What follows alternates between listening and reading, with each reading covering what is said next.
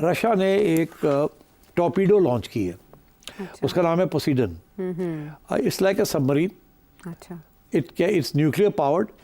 वो इनडेफिनेटली समुद्र के नीचे रह सकती है, उसको बाहर निकलने की जरूरत नहीं है। हाँ हाँ। And it is even more powerful than the aircraft carriers and the weapons they carry. और वो कहीं भी किसी जगह पे भी किसी समुद्र में भी जा सकती है और रह सकती है। And it can pose a nuclear threat to all the areas that are in its target.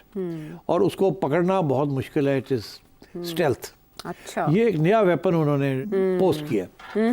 तो देखिए ना, अब रशिया भी तो थोड़ी सी धमकियां दे रहा है ना, प्रोवोक कर रहा है, आंखें दिखा रहा है। आंखें दिखा रहा है। तो क्या ज़रूरत थी इसकी? अच्छा, अब वो इसलिए बिकॉज रशिया समझता है कि अगर ये जंग 3-4 महीने और चले और यूक्रेन को मदद ना मिले अच्छा। फ्रॉम अमेरिका और फ्रॉम यूरोप, तो ये जंग जीत जाएगा वो, बिकॉज वो आहिस्ता आहिस्ता आगे बढ़ता जा रहा है। अच्छा।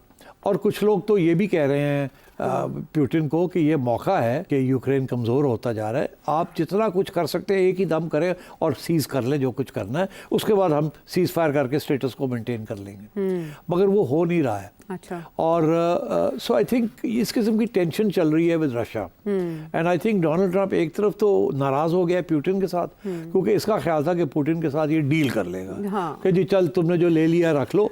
हाँ। हम नेटो में नहीं आएंगे और ये नहीं होगा वो नहीं होगा, तुम जंग बंद कर दो। पुतिन कहता नहीं, जंग नहीं मैंने बंद करनी, तुमने कोई डील करनी है पहले करो, विदाउट मैं जंग नहीं बंद करूंगा क्योंकि मैं जीत रहा हूँ। हाँ। और पुतिन को इस बात का पता है कि फैसले कागज पे नहीं होते, फैसले ग्राउंड पे होते मैदान में। अब वो जीत जाएगा तो फिर उसको अच्छी डील मिलेगी। अब अगर वो जीतने से पहले कोई डील करता है तो अच्छी डील नहीं मिलेगी उसको। तो ये इसलिए इशू बना हुआ है। और डोनाल्ड ट्रंप वहाँ भी नाकाम हो गया, राइट। चाइना के साथ भी नाकाम हो गया।